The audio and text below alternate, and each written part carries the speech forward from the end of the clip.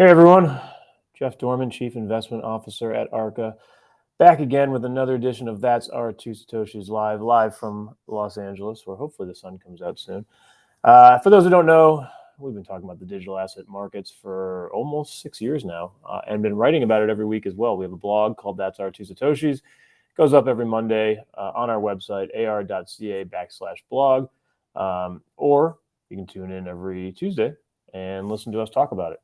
So before I get started, as always, this commentary is not intended to be investment advice, investment research, or a recommendation.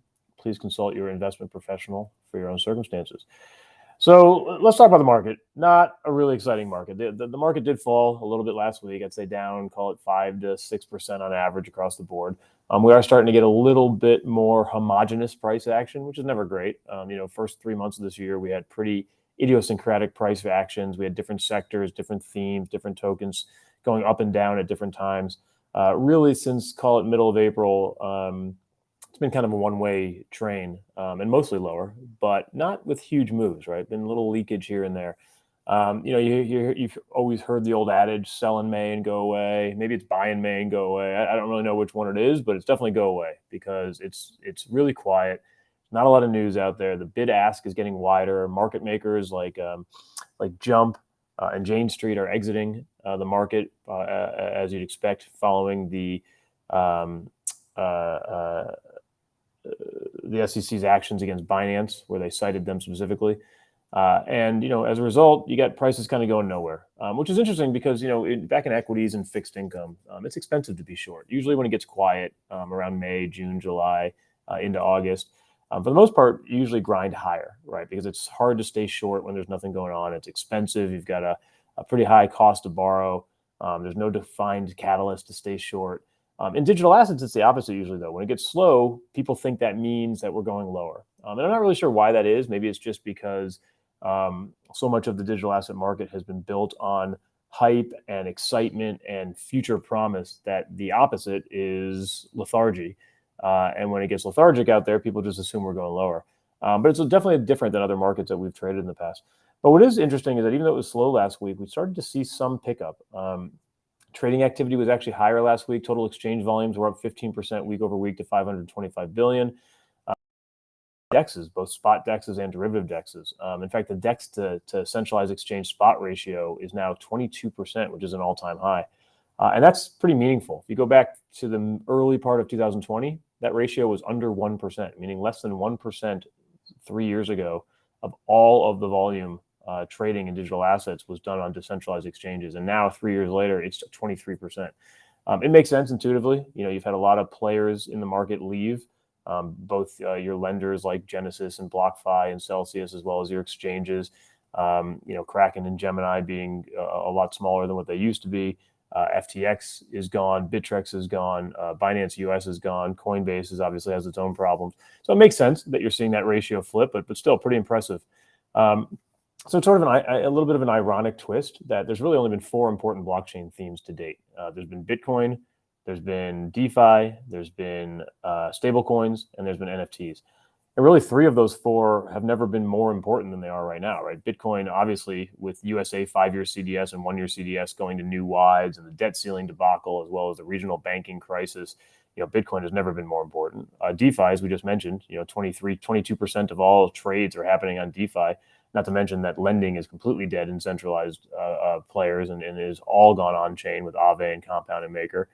So DeFi has never been more relevant, especially given the regulation happening against the centralized players.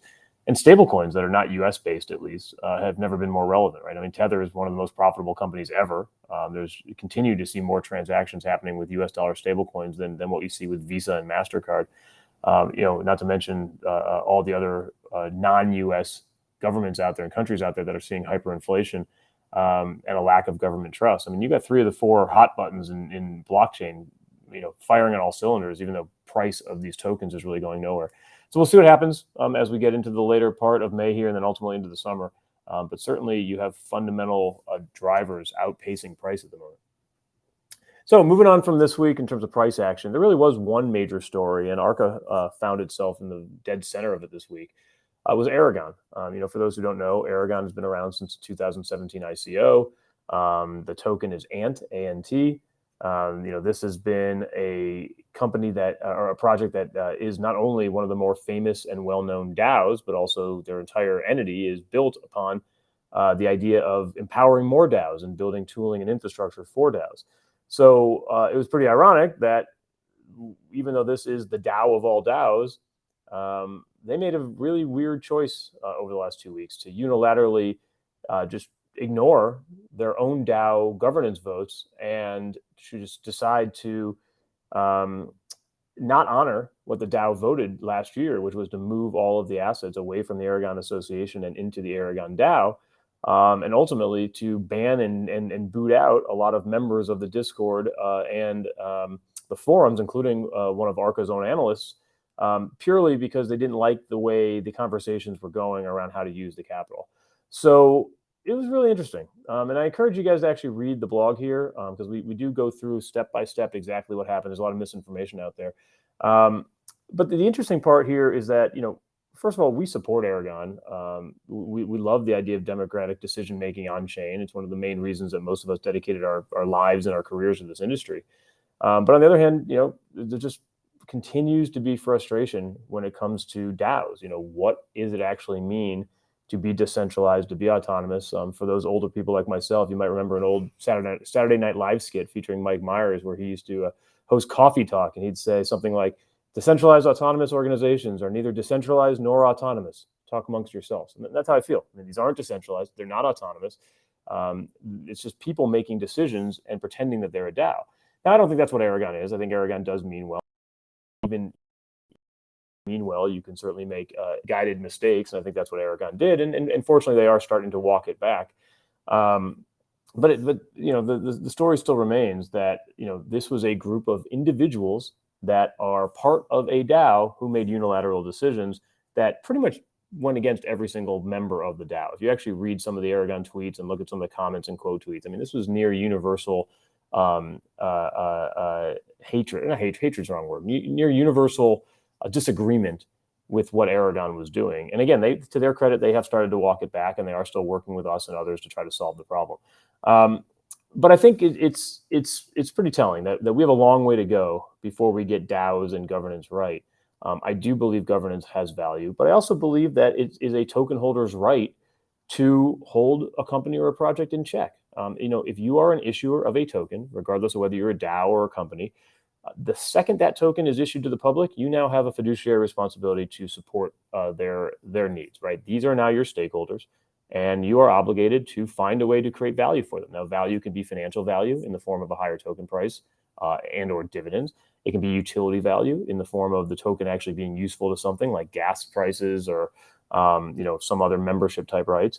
It can even be in the form of community, something like a Dogecoin or a Shiba that has built a really good community around it. It doesn't really matter what kind of value you create, you have an obligation to create that value. And if you're not, then token holders should and do often speak up and say, you are not doing right by us, and we have a voice, and this is what we want you to do.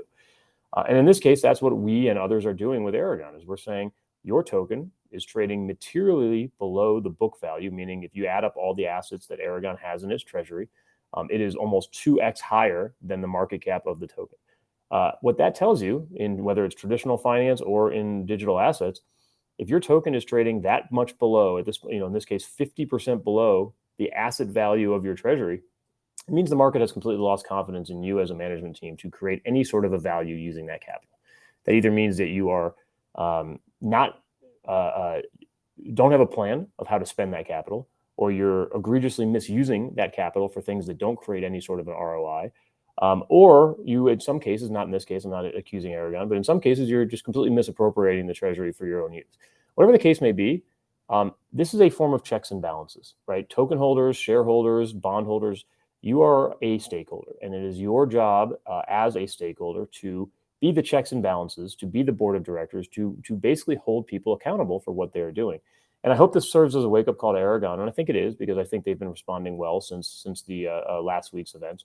I hope it's a wake-up call that, you can't just issue a token, collect the proceeds, and then sit on the proceeds and do whatever you want without thinking about what is best for your token holders, what is best for your developers, what is best for the overall community. And you can't just completely ignore one of them because because you don't need to issue any new tokens anytime soon. So I do think there'll be a positive outcome here. Again, this is not financial advice with regard to the ANT token, but I do think there will be a positive outcome here with regard to what Aragon ultimately does here, how governance ultimately governs what the DAO is going to do here, how that capital is spent. And ultimately, we will start to move forward with DAOs and better instructions for how to make a DAO work. A couple off the top of my head, and I think this is just basic blocking and tackling, and I cannot believe this is not written into the unwritten laws of what a DAO should be. First and foremost, it should be very explicitly defined what it is that token holders govern and what it is that they can't govern. There is no reason to have votes or proposals on something that you actually have no ability to implement because they don't have control over. So set that very clearly. This is what you have governance over. This is what you don't. Number two, there should be a cadence. The 15th of every month is DAO voting day, or the second. Maybe it's every other month. The second Tuesday of the month, we're gonna vote on things. Right? You need to set a cadence and have a time, a set time that people come to vote. If you want to increase voter participation, you can't just do it, willy-nilly and have some proposals come out of left field when, and be voted on within 10 hours and others, be completely transparent and take 2 to 3 weeks, right? So there should be very clear rules around what you govern, very clear rules about when voting happens. And if you start to do even basic changes like that, that's a step forward with regard to how we can have better DAOs and better governance. So the ARCA team's been working on stuff like this for a long time. We have a lot of views. Love to hear from you if you have any thoughts on how we can make DAOs better, how we can get this right. But the main takeaway here is we believe in governance. We believe things can be done a lot better. And more importantly, token holders have a voice. You can't ignore them, and they are the checks and balances. And if you don't create some sort of value, they're going to find a way to extract that value. So I would say heed that warning if you are a token issuer or a member of a team that has a token, and start to include token holders in your discussions when you think about how to create long-term success and value. So that's it this week. Again, guys, I encourage you to read the blog, ar.ca/blog. That's our 2 Satoshis for this week. We'll see you again next week. Thanks, everybody.